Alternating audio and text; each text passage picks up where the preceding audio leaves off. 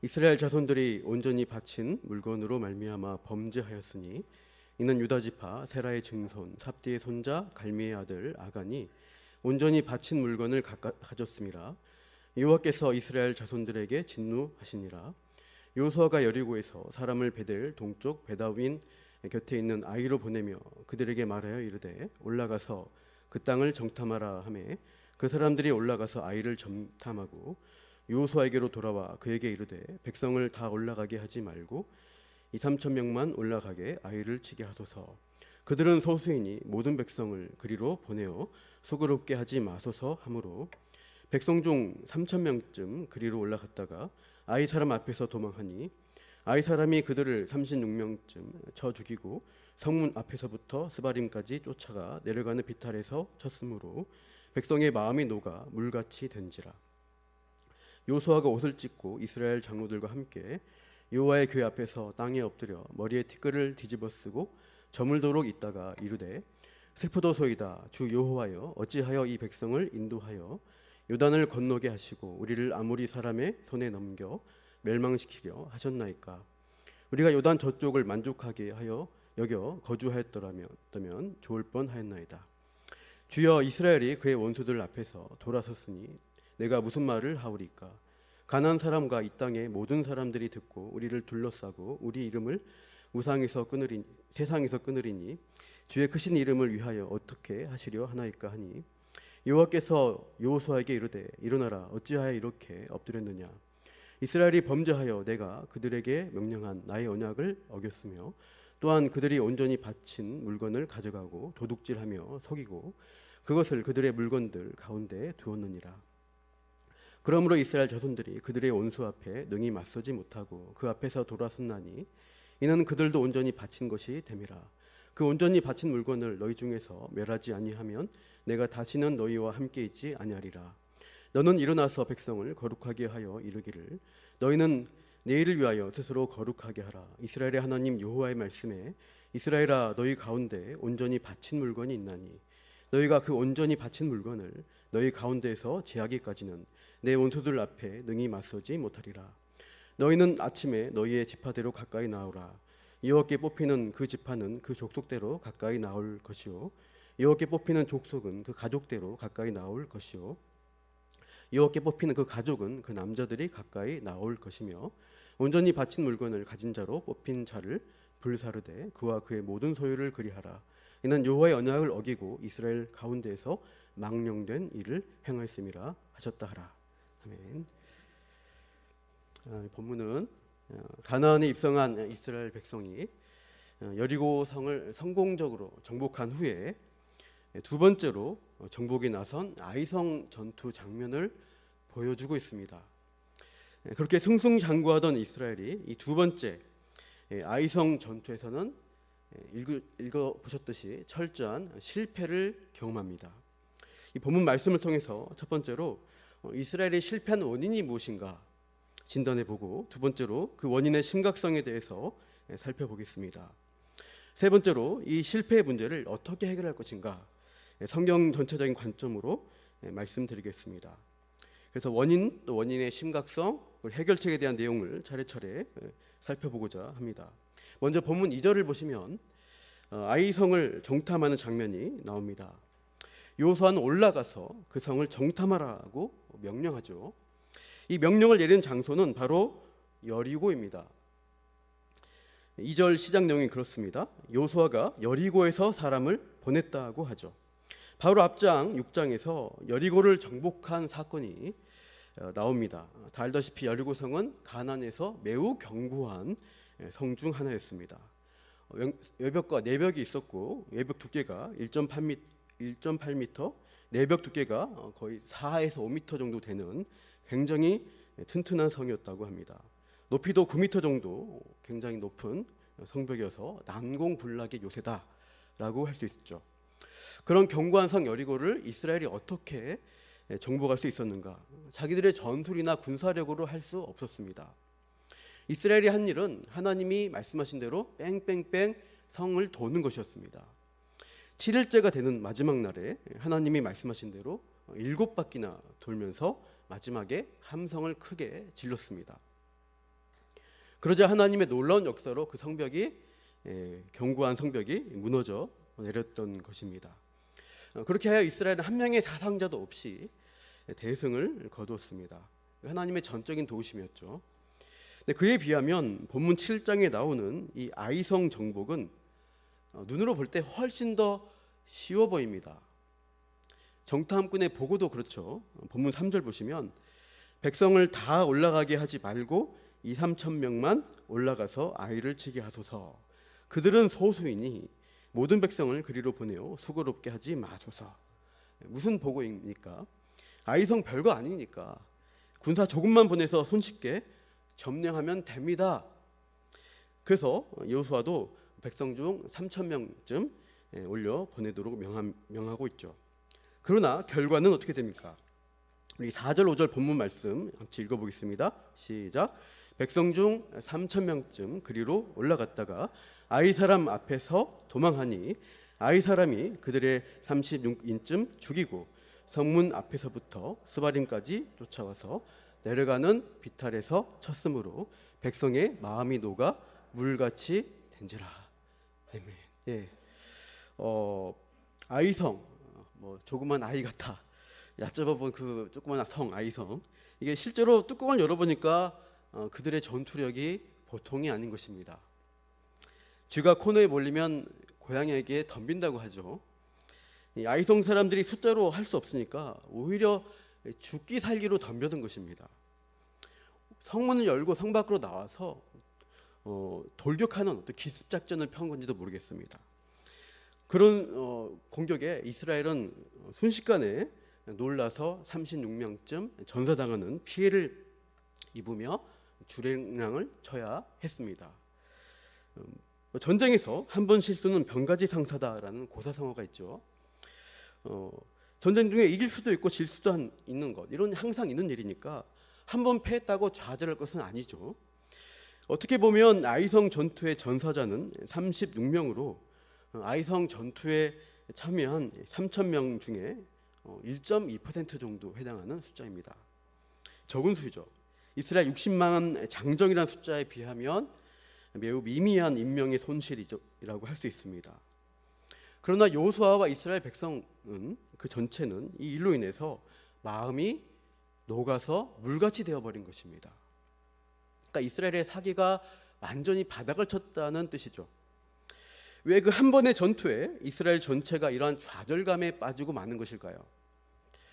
그 이유는 바로 전에 있었던 여리고성 전투의 경험 때문입니다. 여리고성과 전투와 비교하면 너무나 극명한 차이점을 직감했기 때문이죠. 견고하고 거대했던 여리고성 전투에서는 한 사람의 사상자도 나지 않고 대승을 거두었는데, 이 여리고성과 비교도 안 되는 이 조그만 성 앞에서는 너무나 쉽게 속절없이 패배한 것입니다. 아니 이게 무슨 일인가? 어안이 벙벙했겠죠. 방금 전 여리고에서는 대승을 거두었는데 이 조그만 성 앞에서 이렇게 대패하다니, 이제 하나님이 우리를 돕지 않으시는 것인가? 우리와 함께하지 않으시는가? 이스라엘 사람들은 하나님이 돕지 않으시면 실패할 수밖에 없다, 이것을 잘 알고 있었죠. 하나님의 도우심 없이는 가나안 정복의 꿈은 결코 이루어질 수 없습니다. 그래서 아이성 전투 패배의 심각성을 절감하면서 사기가 완전히 바닥을 치게 되었습니다. 이런 참담한 심정으로 백성의 지도자인 여호수아가 하나님께 엎드려 매달리고 있죠. 여호수아가 기도하는데요, 어떻게 하는가? 본문 6절에서 9절을 보시면 그 기도의 내용 장면이 나옵니다. 먼저 옷을 찢고 이스라엘 머리에 티끌을 뒤집어 쓰고 장로들과 함께 여호와의 궤 앞에 엎드리고 있습니다. 옷을 찢고 머리에 티끌을 뒤집어 쓰는 행위는 보통 가족의 죽음, 장례 현장에서 슬픔을 나타내는 이스라엘의 관습입니다. 옷을 찢는다는 것은 찢긴 마음을 표현하죠. 티끌을 뒤집어 쓰므로 자신이 먼지같이 보잘것없는 철저히 낮아진 존재임으로 표시하며 회개와 슬픔을 표시합니다. 여호수아는 그렇게 하나님 앞에 철저히 낮아진 자로 엎드려서 이 패배에 대한 애통과 회개의 심정으로 간절히 기도합니다. 그렇게 날이 저물도록 종일토록 절박하게 엎드려 기도할 때 10절 이후에 보시면 하나님이 응답하시죠. 우리 11절 같이 읽어볼까요? 11절 시작. 이스라엘이 범죄하여 내가 그들에게 명령한 나의 언약을 어겼으며 또한 그들이 온전히 바친 물건을 가져가고 도둑질하며 속이고 그것을 그들의 물건들 가운데 두었느니라. 예, 내가 그들에게 명령한 나의 언약을 어겼다라는 이유를 원인을 말씀하십니다. 언약을 어긴 게 문제라는 거죠. 이스라엘의 패배는 전략상의 실수가 아니라 언약을 깨뜨렸기 때문입니다. 11절 하반절을 보시면 언약을 어긴 내용이 무엇인가를 알려주시죠. 그들이 온전히 바친 물건을 가져가고 도둑질하며 속이고 그것을 그들의 물건들 가운데 두었다는 것입니다. 여리고의 물건을 완전히 진멸하여서 하나님께 올려드려야 했는데 중간에 가로챘다는 거죠. 이 11절을 히브리어 원어로 보시면은 또한이란 단어가 중간중간에 반복해서 5번이나 등장하는 것을 볼 수 있는데요. 그래서 이 원어의 의미를 살리면 11절은 이렇게 읽어야 됩니다. 이스라엘이 범죄하여 또한 내가 그들에게 명령한 나의 언약을 어겼으며 또한 그들이 온전히 바친 물건을 가져가고 또한 도둑질하며 또한 속이고 또한 그것을 그들의 물건들 가운데 두었느니라. 이렇게 유독 반복하는 말씀. 이스라엘 중에 있었던 범죄에 대해서 구체적으로 조목조목 이 범죄 사실을 지적하신다는 것을 확인할 수 있습니다. 이런 하나하나의 범죄 행위들이 누구에 대한 이야기인가? 이것은 앞서 본문 1절에서 이미 밝히고 있습니다. 제가 읽어보겠습니다. 1절에 이스라엘 자손들이 온전히 바친 물건으로 말미암아 범죄하였으니 이는 유다 지파 세라의 증손 삽디의 손자 갈미의 아들 아간이라고 나옵니다. 유다 지파에 속한 아간이라는 사람이 온전히 바친 물건을 몰래 가져갔다는 사실을 하나님은 알고 계십니다. 그런데 그 일로 인해서 누가 범죄했다고 말씀하시는지 주목해 보십시오. 다시 7장 1절을 보시면은 이스라엘 자손이 온전히 바친 물건으로 말미암아 범죄하였으니라고 합니다. 아간 한 사람이 아니라 이스라엘 자손들이 범죄했다. 또 누구에게 진노하시는가? 1절 마지막에 보시면 여호와께서 이스라엘 자손들에게 진노하시니라. 아간 한 사람에게 진노하는 것이 아니라 이스라엘 자손들에게 진노하시고 있습니다. 하나님께서는 이 아간 한 사람이 아니라 이스라엘 자손 전체를 향해서 이 언약을 깨트린 죄를 묻고 계십니다. 왜 그렇게 하실까요? 이 언약에 관한 명령이 여리고 정복 직전에 이스라엘 전체에게 주어졌기 때문입니다. 여호수아 6장 18절 말씀인데요. 같이 한번 읽어볼게요. 너희는 온전히 바치고 그 바친 것 중에서 어떤 것이든지 취하여 너희가 이스라엘 진영으로 바치는 것이 되게 하여 고통을 당하게 되지 아니하도록 오직 너희는 그 바친 물건에 손대지 말라. 무슨 말씀입니까? 바친 물건을 취하게 되면 이스라엘 진영 전체가 바쳐진 것으로 된다. 이렇게 말씀하셨습니다. 그래서 온전히 바친 물건이라는 번역이 됐는데 히브리어 원어로는 이게 헤렘이라는 단어입니다. 동사 형태로는 이제 하람이라고 있는데 기본적으로 금지, 격리를 뜻합니다. 이 단어가 아랍어 무슬림 문화권에서는 이제 하렘으로 쓰면서 외부 남성이 출입 금지된 여성만의 공간을 뜻하는 말로 지금도 쓰이고 있죠. 구약 히브리어로는 이 봉헌하다, 진멸하다라는 뜻을 갖고 있습니다. 그래서 여호수아 곳곳에 나오는 진멸하다, 멸하다 이 표현이 전부 하람 동사입니다. 저주받고 더러워진 것을 완전히 멸하여서 하나님의 것으로 거룩한 것으로 온전히 봉헌해 드린다. 이렇게 풀어서 이 의미를 단어의 의미를 이해하면 됩니다. 그러니까 헤렘이라는 이 단어가 동사 형태로 쓰인 것까지 합치면 구약에서는 80번 정도 굉장히 많이 쓰이고 있습니다. 그만큼 중요한 어휘이죠. 다시 정리한다면 이 헤렘은 모든 물건들을 완전히 멸하여 완전히 하나님께 바치는 것을 말합니다. 이게 모세 율법에도 헤렘 규정이 나오고 있어요. 레위기 27장 보시면 어떤 사람이 자기 소유 중에서 오직 여호와께 온전히 바친 모든 것은 사람이든지 가축이든지 기업에 바치든지 팔지도 못하고 무르지도 못하나니 바친 것은 다 여호와께 지극히 거룩함이며 온전히 바쳐진 그 사람은 다시 무르지 못하나니 반드시 죽일지니라. 온전히 바친 모든 것은 어떻게 됩니까? 다시는 물을 수 없다네요.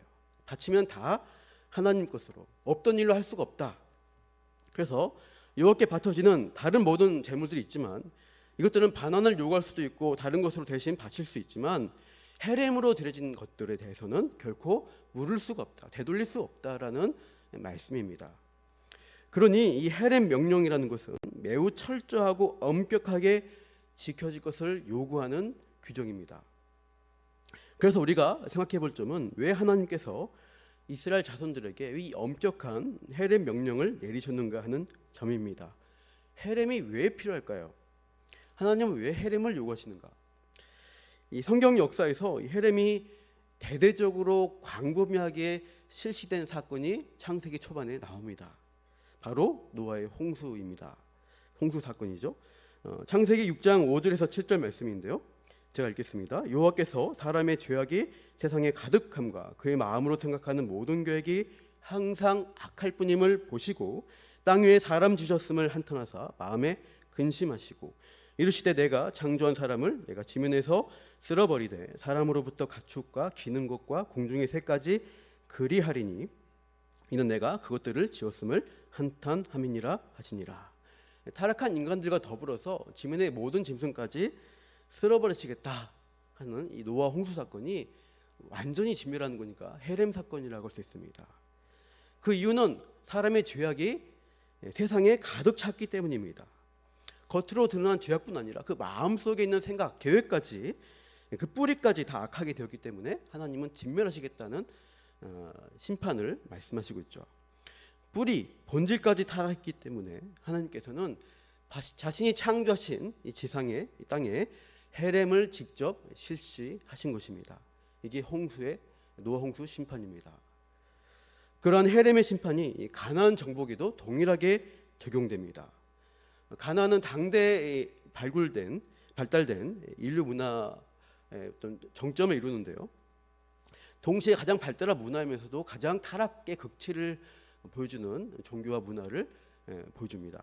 대표적인 그 문화 종교가 바알 아세라 숭배인데요.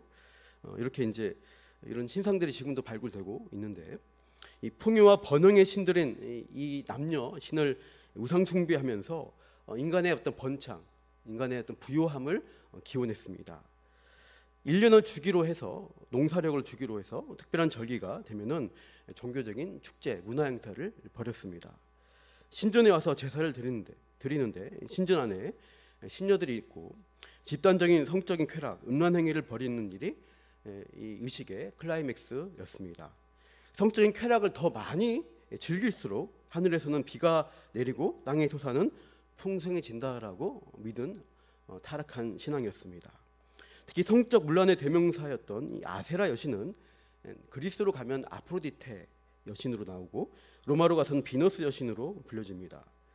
그러니까 이런 신화들이 더욱더 각색되면서 사람들의 말초신경을 자극하게 됩니다. 이 가나안 신전 문화가 가는 곳마다 성적 문란과 도덕적 타락이 심해졌습니다. 이 바알 숭배 중에 또 애도 의식을 하는 경우가 있는데 바알 신화에 따르면 바알이 그의 형제인 죽음의 신 모트와 싸우다가 토막이 나서 죽는 어떤 사건이 있습니다. 그래서 이것을 애도하면서 이 사건을 애도하면서 베옷을 입고 팔뚝을 찢으며 가슴을 쥐어뜯으면서 등을 긁어내면서 피를 흘리는 바알 숭배를 하는 의식이 있었다고 합니다. 갈멜산에서 엘리야와 대결했던 바알 선지자들이 이런 식으로 자기 몸을 자해하면서 피를 흘리며 바알에게 부르짖었습니다. 이렇게 정성을 들이면 바알이 더 잘 응답할 것이고 복을 줄 것이라고 믿은 것입니다. 이런 자해, 어떤 애도 의식에서 발전되어서 자기 자녀를 가장 소중한 것을 제물로 바치는 인신 공양 제사로 발전해 간 것입니다. 점점 더 잔인해지는 것이죠. 육신의 소욕을 따르다 보면은 우리는 점점 더 강력한 자극을 추구하게 되어 있습니다. 말초신경을 자극하는 어떤 쾌락, 잔인함을 추구하는 그런 타락의 모습을 이 가나안에서 보게 되는데요. 그러니까 죄는 본성이 관영해지고 점점 가득 차는 속성을 가지고 있습니다. 지금 우리가 살아가는 세상도 그런 식으로 나아가는 것을 확인할 수가 있어요. 여러 범죄들 보면은 점점점 교묘해지고 더 갈수록 잔인합니다. 피싱, 스캠 사기 다 전화 한 번씩 받아보셨죠? 예전에 거의 처음에는 전화 받았을 때는 이게 특정 말투인 줄 금방 알고 또 눈치 빠른 분들은 대처할 수가 있었습니다. 근데 이제는 그냥 다 서울 말투예요. 구분이 안 됩니다. 그리고 감쪽같이 그들은 홈페이지를 너무 정교하게 만들고 앱도 만들어서 깜빡 속아 넘어가게 합니다. 외국에다가 대규모 범죄 단지를 만들어서 조직적이고 교묘하게 사기를 치고 있죠. 살인 범죄도 이제 개인 대상이 아니라 불특정 다수를 향한 묻지마 살인 사건이 많아져서 사회 문제가 되기도 했습니다. 과거 우리나라는 마약 청정국이라고 했습니다. 인구 10만 명당 마약 사범이 20명 이하일 때 청정국을 기준으로 잡는데 이미 2015년 10년 전에 그 기준이 깨졌습니다. 현재는 인구 10만 명당 40명 넘는 마약 사범이 2배로 이제 지금 나오고 있는 실정입니다. 그래서 굉장히 우리나라가 마약에 안전하지 않은 시국입니다. 성적 범죄들은 더 난무하고 도덕 윤리적 기준들도 많이 무너지고 있습니다. 현대 문화는 혼전 순결을 지키는 것을 부끄럽게 여기고 있죠. 뭐 천연 기념물이냐 하면서 놀리는 것이죠. 연애하면서 당연히 성관계 맺어야 된다는 생각들이 있고 돈 있고 시간 있는 뭐 유부남이나 유부녀 가리지 않고 불륜을 즐기는 문화도 있습니다. 성문란, 성범죄도 창궐합니다. 특히 성문란의 극치는 그 시대의 종말을 불러온 경우가 참 많은 것 같습니다. 소돔과 고모라의 멸망과 로마의 멸망이 그러했습니다. 이 성적인 타락의 마지막은 동성애가 늘 같이 있는데 소돔과 로마도 동성애가 만연한 어떤 그런 문화권이었습니다. 지금 우리 시대도 그렇게 나가고 있지 않는가 또 고민을 할 수 있습니다. 구약 시대 바알 우상 숭배와 더불어서 쾌락을 즐기고 피를 흘리는 그 악한 문화가 가나안에 만연한 그때가 요수아가 가나안에 정복하던 시기였습니다. 하나님은 이때 이것을 400년 전 아브라함에게 미리 알려주셨죠. 창세기 15장 보시면 이렇게 말씀하시는데 너는 반드시 알라 내 자손이 이방에서 객이 되어 그들을 섬기겠고 그들은 400년 동안 내 자손을 괴롭히리니 그들이 섬긴 나라를 내가 징벌할지며 그 후에 내 자손이 큰 재물을 이끌고 나으리라. 애굽을 탈출할 것이고 15절 보시면 너는 장수하다가 평안히 조상에게로 돌아가 장사될 것이요 내 자손은 4대 만에 일대를 100년으로 잡아서 400년 만에 이 땅으로 돌아오리니 이는 아므리 족속의 죄악이 아직 가득 차지 아니함이니라. 그러니까 400년 지나면 아므리 족속의 죄악이 가득 찰 것이다. 창궐할 것이다라고 하나님은 내다 보셨습니다. 그래서 이스라엘 땅이 그 후손 아브라함의 후손이 이 땅에 들어와서 이 죄악에 대한 심판을 행할 것을 예언하신 것입니다. 사실 가나안의 죄와 심판에 대해서 성경의 역사는 그전 노아 때부터 이미 예언하고 있는 것을 찾아볼 수 있어요. 창세기 9장 25절에 보십시오. 이에 가로되 가나안은 저주를 받아 그 형제의 종들의 종이 되기를 원하노라. 그리고 셈의 하나님 여호와를 찬양합니다. 가나안은 셈의 종이 되는 것, 그들의 지배를 셈의 어떻게 보면 그 죄악 가운데서 심판을 받는 것을 예언하는 말씀입니다. 하나님은 노아 때부터 인류 후손 중에 이 가나안 사람들이 대표적으로 홍수전과 비슷한 악하고 타락한 문화를 이룩할 것을 보신 것입니다. 그래서 이스라엘 자손이 출애굽하고 광야에 있을 때 이 헤렘의 명령을 가나안을 향해서 주셨습니다. 신명기 20장 보시면 내 하나님 여호와께서 내게 기업으로 주시는 이 민족들의 성읍에서는 호흡 있는 자를 하나도 살리지 말지니 곧 쭉쭉 나오죠. 내가 진멸하되 내 하나님 여호와께서 내게 명하신 대로 하라. 헤렘 명령입니다. 18절 같이 읽어볼까요? 시작. 이는 그들이 그 신들에게 행하는 모든 가증한 일로 너희에게 가르쳐 본받게 하여 너희로 너희의 하나님 여호와께 범죄케 할까 함이니라. 가나안으로부터 악의 영향을 받기 때문에 하나님께 범죄하게 될까 봐 염려하신 것입니다. 그래서 호흡 있는 자 살아있는 자를 다 죽이라고 헤렘 명령을 내리셨습니다. 타락한 가나안을 심판하고 이스라엘 백성을 통해서 거룩한 하나님의 나라를 건설하시는 뜻을 가지신 것이죠. 그래서 가나안의 심판의 대상인 여리고, 첫 대상인 여리고를 철전 헤렘으로 불사르라라고 명하신 것입니다. 그래서 가나안 정복, 가나안 심판은 두 가지 목적이 있습니다. 죄에 대한 의로운 심판, 공의를 실현하는 뜻이 있고, 두 번째로는 이스라엘의 도덕적, 영적 순수성을 보존하기 위함이었습니다. 창조 이후에 죄로 타락한 세상을 이렇게 다루시면서 택한 하나님 백성을 보존하시겠다는 뜻을 이렇게 나타냈습니다. 이 가나안 헤렘을 실시하는 과정에서 지금 아간이라는 사람을 통해서 언약적 명령 헤렘이 깨어진 것입니다. 오늘 본문 1절에 나온 대로 아간이 온전히 바친 물건을 가져간 것입니다. 그래서 하나님이 이 헤렘의 명령, 언약 명령에 따라 이스라엘 전체를 향해 진노하시죠. 이스라엘은 어떻게 됩니까? 심판의 대행자였다가 심판받을 대상으로 전락되어 버린 상황입니다. 하나님은 헤렘을 실시할 이 백성이 헤렘의 대상이 된 것을 말씀하시는 것입니다. 그러니 하나님에게나 이스라엘 백성에게나 이 아이성 패배의 원인이 된 헤렘 문제는 심각하다고 할 수 있습니다. 이 헤렘이 깨어진, 이 언약이 깨어진 문제는 어떻게 해결될 수 있는가? 12절에서 이 받쳐진 이스라엘, 헤렘이 되어버린 이스라엘이 회복되기 위해서 어떻게 할지를 알려주시죠. 그러므로 이스라엘 자손들이 그들의 원수 앞에 능히 맞서지 못하고 그 앞에서 돌아섰나니 이는 그들도 온전히 바친 것이 됨이라. 그 온전히 바친 물건을 너희 중에서 멸하지 아니하면 내가 다시는 너희와 함께 있지 아니하리라. 바친 것을 완전히 멸해야 된다. 그렇지 않으면 하나님이 함께 하실 수 없다고 합니다. 언약을 범하고 죄를 품어서 가난화 되어버린 자에게는 하나님이 함께 하실 수 없으십니다. 죄는 하나님과 인간 사이를 크게, 길게, 깊게 갈라놓습니다. 하나님은 언약을 어기고 죄를 품은 이스라엘과 함께 할 수 없다고 말씀하십니다. 이 요소의 간절한 간구에 이제 하나님 응답하셔서 이 범죄를 해결할 수 있는 구체적인 방법을 이제 13절에서 15절까지 가르쳐 주시죠.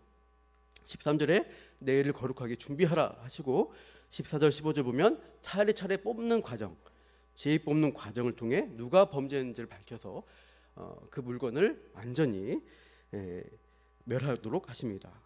유다 지파로부터 세라 족속, 삽디 가족, 아간 이렇게 해서 제비를 뽑는데 범인이었던 아간은 그 마음이 얼마나 힘들었을까요? 설마 내가 범인인 게 탄로날까? 아무도 모르게 잘 숨겼으니 괜찮을 거야 라고 끝까지 버텼는지도 모르겠습니다. 끝내 이 과정에서 회개하지 않고 끝내 버티다가 하나님을 경외하고 두려워하지 않다가 결국은 뽑혀서 나오게 되었습니다. 19절 하반절 보시면 여호수아는 제비 뽑힌 아간에게 자복하고 내가 행한 일을 내게 알게 하라. 그 일을 숨기지 말라고 추궁을 합니다. 그제서야 마지못해 아간은 죄를 실토하죠. 아름다운 외투 한 벌, 은과 금덩이를 보고 탐심이 일어나서 훔쳐서 자기 장막 아래 숨겨놨다. 이제서야 이실직고를 하게 됩니다. 사람들이 가서 그 증거문을 파내어 가져옵니다. 백성들 앞에 하나님 앞에 쏟아놓죠. 24절에 쭉 쏟아놓고 여호수아가 이스라엘 모든 사람과 더불어 사라의 아들 아간을 잡고 은과 외투와 금덩이와 그 아들들과 딸들과 그의 소들과 나귀들과 양들과 그의 장막과 그에 속한 모든 것을 이끌고 어디로 가나 아골 골짜기로 갑니다. 오늘 보면 이유지만 25절 26절을 같이 읽어보겠습니다. 시작. 여호수아가 이르되 내가 어찌하여 우리를 괴롭게 하였느냐 여호와께서 오늘 너를 괴롭게 하시리라 하니 온 이스라엘이 그를 돌로 치고 물건들도 돌로 치고 불사르고 그 위에 돌무더기를 크게 쌓았더니 오늘까지 있더라. 여호와께서 그의 맹렬한 진노를 그치시니 그러므로 그곳 이름을 오늘까지 아골 골짜기라 부르더라. 끝까지 회개하지 않고 버텼던 아간은 가나안처럼 헤렘의 대상이 되고 말았고 그의 모든 소유와 함께 완전히 진멸됩니다. 이러한 철저한 헤렘의 심판이 그 아간과 가족에게 실행되고 나서야 이제 이스라엘 전체를 향한 하나님의 진노가 풀어지면서 관계가 회복된 것입니다. 오늘 본문을 통해서 우리는 무엇을 교훈을 받아야 할까요? 중요한 것은 하나님의 언약을 어기는 일은 매우 심각한 범죄로 취급된다는 사실입니다. 하나님은 자기 백성들이 세상의 죄와 방식대로 사는 것을 원치 않으시고 하나님의 방법, 언약을 따라 살기를 원하십니다. 그러나 범죄한 아담의 후손인 우리 모두는 아간처럼 언제든지 하나님과의 언약을 깨트리는 자들입니다. 겉으로는 일시적으로는 괜찮은 것처럼 할 수 있지만 우리들의 깊은 마음속 그곳에는 범죄한 아간과 같은 이 죄악이 자리 잡고 있습니다. 탐심과 우상숭배의 마음들이 여전히 있다는 것이죠. 오늘은 은혜 받고 가지만 주중에 얼마나 우리가 우상 숭배, 세상의 물질에 흔들립니까? 본문에서는 아간만 범죄해서 망한 것 같지만 이 아간 사건 이후에 보시면 이스라엘이 어떻게 될까요? 여호수아의 사후에 결국 가나안 문화 영향을 받고 이스라엘 12지파가 타락하게 됩니다. 우상 숭배자가 되고 하나님의 진노, 징계를 받는 사사기 시대를 보게 됩니다.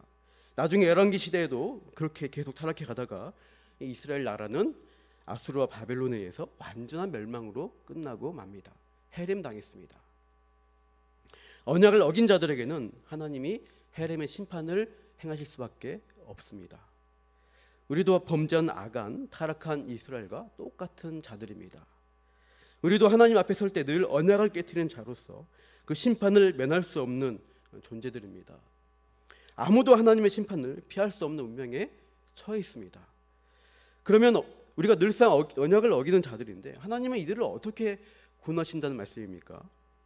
구약 역사를 보면은 하나님은 죄를 선포하시면서 늘 언약을 약속하시죠. 타락한 아담에게 여자의 후손을 말씀하셨습니다. 아브라함에게 씨를 주시고 그 씨를 통해 모든 족속에게 복을 주시겠다고 약속을 주셨습니다. 다윗에게 영원한 왕이 그 왕조를 약속하시죠. 그러나 구약 역사를 보듯이 유형국가인 이스라엘은 언약을 어기고 가난화 되어버리고 결국 해렘당해서 멸망해서 사라졌습니다. 그렇다면 아브라함에게 주신 약속은 공수표 남발이었나? 약속이 땅 가나안에 하나님 나라를 세우시겠다는 약속은 거짓으로 끝난 거냐? 아닙니다. 언약을 어떻게 이루시나요? 언약 성취란 결과를 우리는 신약에서 발견할 수 있습니다. 언약을 성취하실 하나님의 아들 예수 그리스도를 이 땅에 보내주신 겁니다. 예수님께서는 늘 언약을 깨뜨리고 많은 우리를 대신해서 완전한 해렘으로 하나님께 드려지셨습니다. 죄에 대한 심판, 공의를 이루기 위해서 자신을 철저히 진멸하도록 올려드린 것입니다.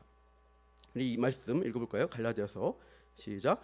그리스도께서 우리를 위하여 저주를 받은 바 되사 율법의 저주에서 우리를 속량하셨으니 기록된 바 나무에 달린 자마다 저주 아래 있는 자라 하였습니다. 이는 그리스도 예수 안에서 아브라함의 복이 이방인에게 미치게 하고 또 우리로 하여금 믿음으로 말미암아 성령의 약속을 받게 하려 함이라. 저주를 우리 대신 받으신 것, 우리 대신 해렘 당하셨다는 뜻입니다. 그래서 아브라함에게 주신 이 언약, 이 최고의 복이 예수 그리스도 안에서 이방인이었던 죄인이었던 우리에게까지 허락된 것입니다. 아간과 같은 죄인인 우리 각자가 마땅히 해렘당에 죽어야 마땅함에도 예수 그리스도께서는 우리 대신 해렘 되심으로 우리는 용서받은 언약 백성으로 용납하시고 받아주시는 것입니다. 그래서 호세아 선지자가 이렇게 예언하죠. 호세아 2장 15절도 같이 읽어보겠습니다. 거기서 비로소 그의 포도원을 그에게 주고 아굴 골짜기로 소망의 문을 삼아 주리니 그가 거기서 응대하기를 어렸을 때와 애굽 땅에서 올라오던 날과 같이 하리라. 죽음과 비참의 아굴 골짜기가 복된 소망의 문으로 바뀌게 될 것을 선지자는 기대한 것입니다. 하나님이 일하신 것을 바라본 것이죠. 그러므로 사랑하는 성도 여러분, 예수님 안에 거하는 자에게는 소망이 있습니다. 고통의 골짜기, 아굴 골짜기 같은 세상을 우리가 살아가면서 내가 스스로 돌아볼 때마다 또 죄짓고 넘어지고 불순종하고 이런 일이 자주 있습니다. 그러나 그때마다 우리가 예수 그리스도 안에 있는 것을 기억하십시오. 소망의 문이 활짝 열려 있습니다. 그 죄값을 내가 해결하려고 한다면 그 하나님의 공의에 따라서 내가 아간처럼 해렘되는 수밖에 없습니다. 그냥 아굴 골짜기로 끝나는 인생이 맞죠. 그러나 내 공로, 내 노력으로 할 수 없음을 고백하며 나 대신, 우리 대신 해렘이 되신 예수 그리스도의 그 대속의 사건을 기억하며 받아들이고 믿는 자는 그리스도 안에서 자유함을 얻고 소망의 문으로 들어가게 되는 것입니다. 나를 위해 온전히 바쳐주신 예수 그리스도 그 반석위에 굳건히 서서 오늘도 이번 한 주간도 아굴 골짜기가 소망의 문으로 바뀌는 은혜 가운데 믿음의 걸음걸음 힘차게 내디디시기를 축복합니다.